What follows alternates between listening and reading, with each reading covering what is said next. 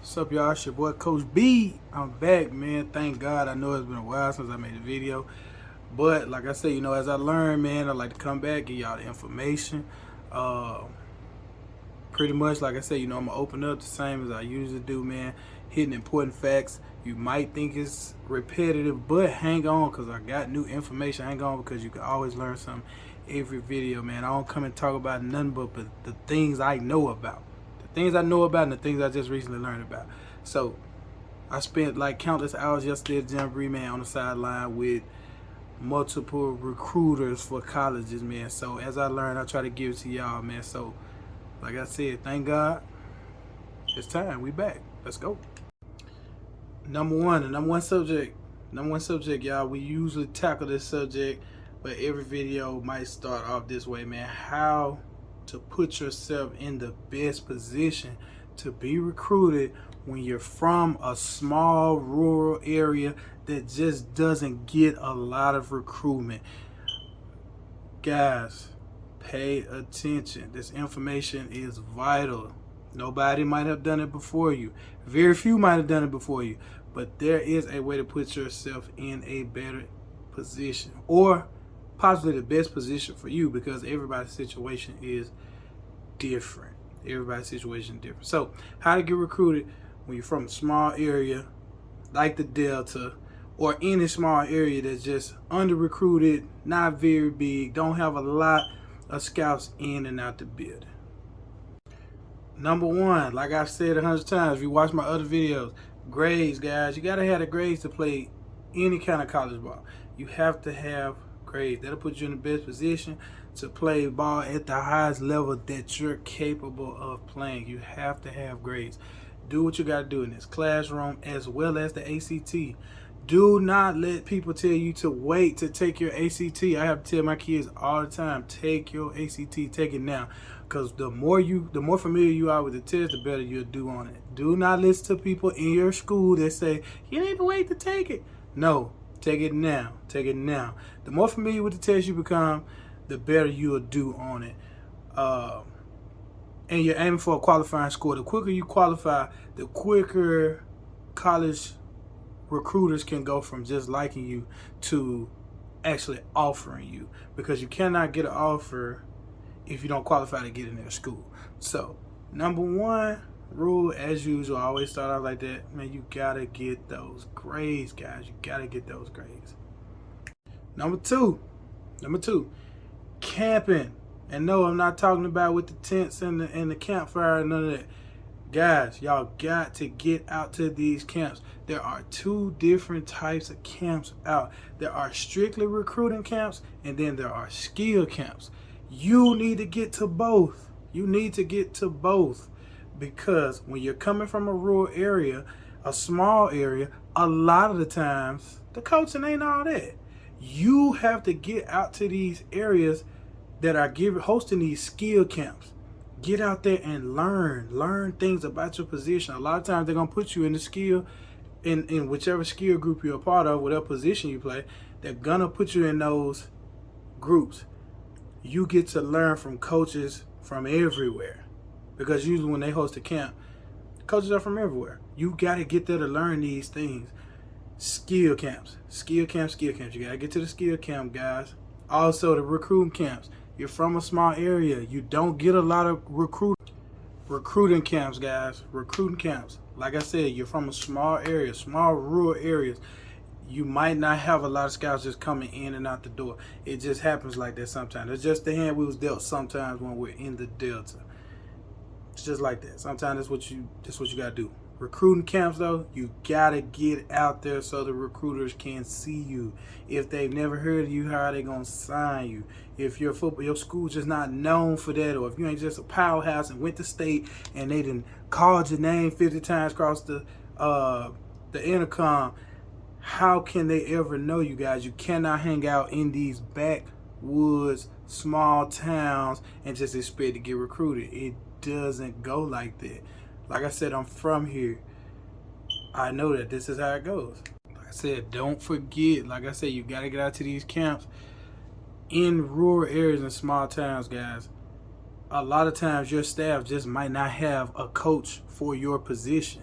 So, I mean, that's just how it is. Like I said, I'm from the Delta, so these are the things that I know. You could have a specialty coach for every position except yours. So that's why you have to get out. You have to get out to camps to learn. You have to study the position on your own. You have to use the internet, man. We're in the information age. YouTube really can probably show you how to do anything on this earth at this point. So you have to go out and learn. You have to be that serious. You can obtain your dreams in these small rural areas. You can do it. Or you can, if it's what God has for you, you can put yourself in the best position to be successful at what you're trying to do. So we got to get focused, and we've got to get out of our areas and learn. Not saying don't respect what's in your area, respect it, but you do. You have to learn. You have to go out and learn. Now, that's what you can do as a player, as an individual, to help your situation. Like I said, come from a small rural area like the Delta that's not very highly recruited. We're not very highly taught either. So coaches, from a coaching standpoint, like I said, this is all stuff I've learned. I'm hearing from the people who do decide to take a peek here and say, hey, let's see what they got over in the Delta. The Delta having this big jamboree here. Second, the coaches. Here we go. Listen, here we go. I ain't gonna bring you nothing but the truth. Number one, coaches, our training methods and our way of doing things as a whole, this ain't everybody, but as a whole, is out of date. It's out of date, coaches. As coaches, we should be trying to put our children in the best position to succeed. We should be teaching the children to use this game, not let the game use them. So we should be putting them in a position to go to school, to get an education, to use their physical abilities to obtain accomplishments, goals, degrees, and things of that nature. So our coaching, our training methods are out of date. A lot of schools in our area, facilities are out of date and out of whack. Now, coaches, I know we can't change that. We cannot change that. That's a fact. We don't even make those type of decisions. However, your facility can be, make sure it's the best that it can be. It's a motivator for your team. It's a motivator for anybody who comes and looking and even possibly thinks about, giving or doing anything for the school. So make sure your facilities are as far up to par as they can be. Two, guys, like I said, this is what I'm hearing from the scouts that I'm listening to on the sideline yesterday. Who was out there like 6+ hours. I was out there from like 10:45 to like 9:30 last night, from the first game to the last game. A lot of our schemes and the things that we're running are undercoached and underdeveloped. If the scheme is underdeveloped, if the coaching method, if how we're giving this is underdeveloped, guess who else is underdeveloped? Us, the children. Our children are underdeveloped because our schemes and the things and the systems that we're running are out of date.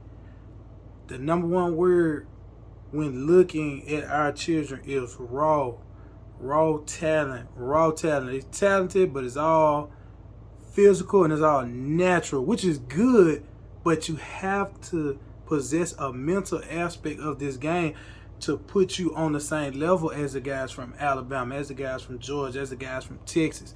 Those are the places that they're going to scout the hardest, because that's where those guys been taught. Their systems are just on another level from ours, y'all. We gotta pick it up. We gotta get up-to-date systems. If you're an older coach, hey, get one of them youngsters to show you, not one of the children, but a younger coach. Make sure you got a young coach on the staff that also has some knowledge and is willing to help you update your systems. Because like I said, at the end of the day, it's all about the children, and that's what we wanna get them up to speed. I've also heard of instances of coaches, kind of being against 7-on-7. I've heard of coaches being against 7-on-7, against trainers, against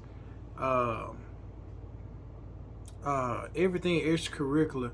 Now, you do have some people out there who are what kind of cause friction in your program. That's different. I ain't talking about that. But if you do have good programs or good people around that are doing those things, there are scholarship opportunities in 7-on-7. There are some kids who haven't even began to start for their high school that have already earned scholarships just off being seen from different colleges playing 7-on-7. So, like I said, camps, opportunity for a scholarship. 7-on-7, opportunity for a scholarship.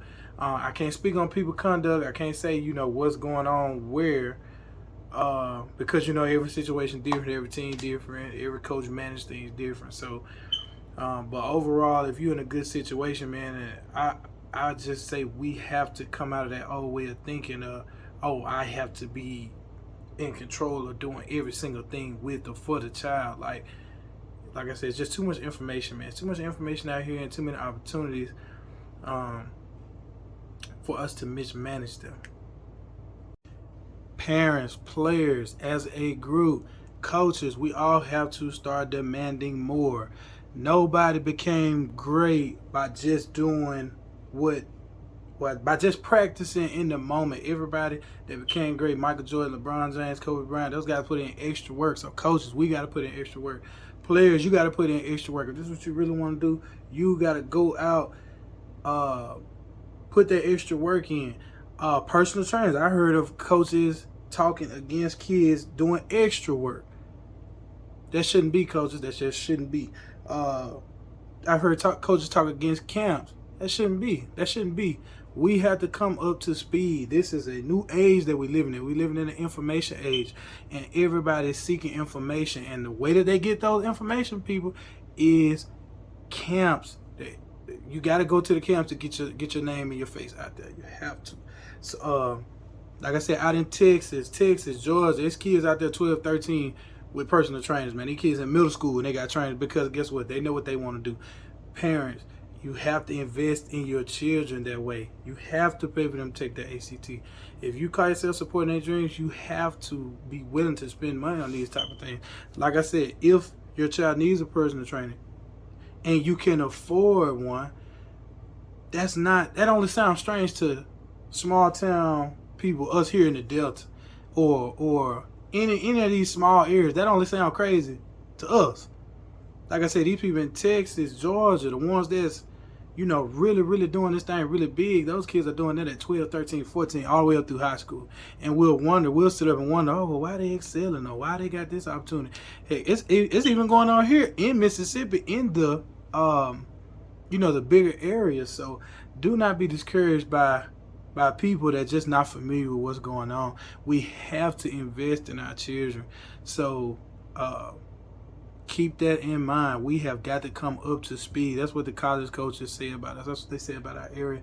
We're raw. We it's almost like we're just so far behind. Like athletically it could be there, but the mental is football. Like I said, man, they people say it all the time, and some people say, no, it's not true. But they say football is only 10% physical. It's 90% mental.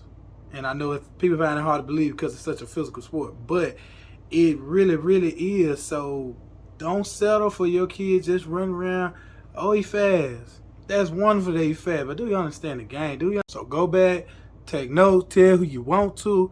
Listen, these are the things that have to take place here in these small rural areas to put our kids in the best positions. It's on you, the players, on you as a parent, it's on you as a coach. We all have obligations that it's going to take to get our children up to speed with children in more prominent areas. So that's it for me, man. I'm signing out. Hope you listen. I hope you learn something, man. Like I said, man, I'm out, man. Appreciate y'all for listening, man.